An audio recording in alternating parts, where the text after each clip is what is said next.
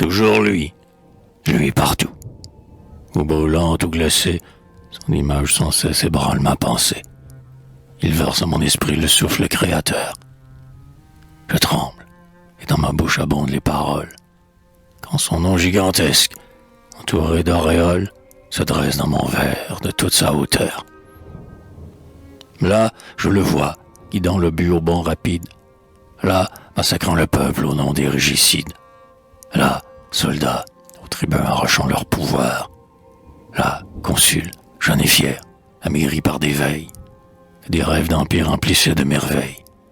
Pâle sous ses longs cheveux noirs. Puis, empereur puissant, dont la tête s'incline, gouvernant un combat du haut de la colline, promettant une étoile à ses soldats joyeux, faisant signe aux canons qui vomissent les flammes, de son âme à la guerre armant 600 000 âmes, grave et serein, avec un éclair dans les yeux. Puis, pauvre prisonnier, qu'on raille et qu'on tourmente, croisant ses bras oisifs sur son sein qui fermente, en proie aux jolies villes comme un vil criminel, vaincu, chauve, courbant son front noir de nuages, promenant sur un roc où passent les orages, sa pensée, orage éternel. Qu'il est grand, là surtout, quand, puissance brisée, des porte-clés anglais misérables risés, au sacre du malheur il retrempe ses droits.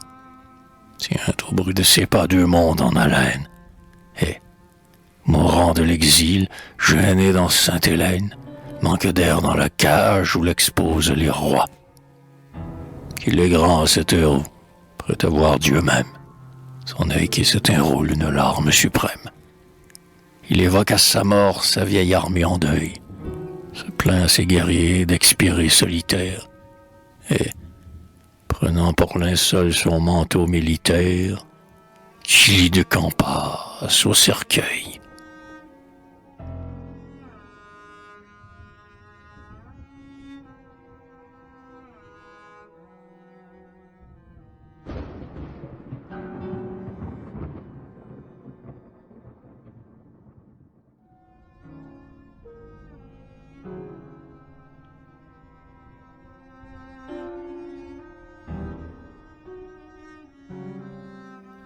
À Rome, où du Sénat hérite le conclave, à l'Elbe, où Mont blanchi de neige ou noir de lave, au menaçant Kremlin, à l'Alhambra riant. Il est partout. Au Nil, je le rencontre encore. L'Égypte resplendit des feux de son aurore. Son astre impérial se lève à l'Orient. Vainqueur, enthousiaste, éclatant de prestige, prodige, il étonna la terre des prodiges. Les vieux chèques vénéraient l'émir jeune et prudent. Le peuple redoutait ses armes inouïes. Sublime, il apparut aux tribus éblouies, comme un Mahomet d'Occident. Le Féerie a déjà réclamé son histoire. La tente de l'Arabe est pleine de sa gloire. Tout bédouin libre était son hardi compagnon. Les petits enfants, l'œil tourné vers nos rivages, sur un tambour français règlent leurs pas sauvages. Et les ardents chevaux hennissent à son nom. Parfois il vient, porté sur l'ouragan humide, prenant pour piédestal la grande pyramide, contempler les déserts, sablonneux océans. Là, son ombre, éveillant le sépulcre sonore, comme pour la bataille, et ressuscite encore les 40 siècles géants. Il dit, debout, soudain chaque siècle se lève, ceux-ci portant le sceptre et ceux-là sein du glaive. Satrape, pharaon, mage, peuple glacé, immobile, poudreux, muet, sa voix les compte. Tous semblent, adorant son front qui les surmonte, faire à ce roi des temps une cour du passé. Ainsi tout, sous les pas de l'homme ineffaçable, tout devient monument. Il passe sur le sable, mais qu'importe qu'assure de ses flots soit couvert, que l'aquilon sans cesse y fatigue son aile. Son pied colossal laisse une trace éternelle sur le front mouvant du désert.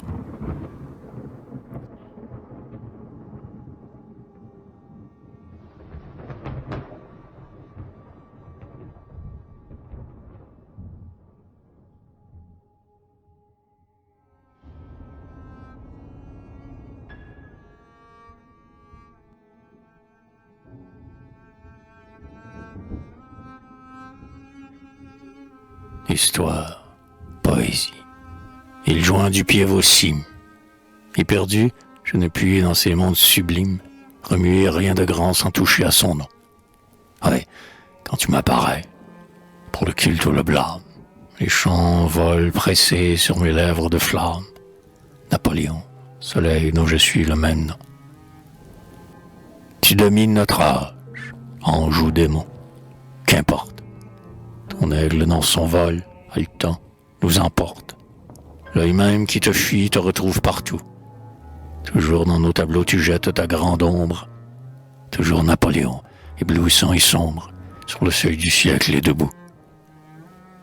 Ainsi, quand, du Vésuve explorant le domaine, de Naples à Portici l'étranger se promène, lorsqu'il trouble, rêveur, de ses pas importants, Ischia, de ses fleurs embaumant l'onde heureuse, dont le bruit, comme un chant de sultane amoureuse, semble une voix qui vole au milieu des parfums, qu'il hante de Paestum l'auguste colonnade, qu'il écoute à Pouzol la vive sérénade, chantant la tarentelle au pied d'un mur toscan, qu'il éveille en passant cette cité momie, Pompéi, corps gisant d'une ville endormie, saisie un jour par le volcan, qu'il erre au Posillipe avec la barque agile, d'où le brun marinier hante Tasse à Virgile, toujours sous l'arbre vert, sur les lits de gazon, toujours il voit, du sein des mers et des prairies, du haut des caps, du bord des presqu'îles fleuries, toujours le noir géant qui fume à l'horizon.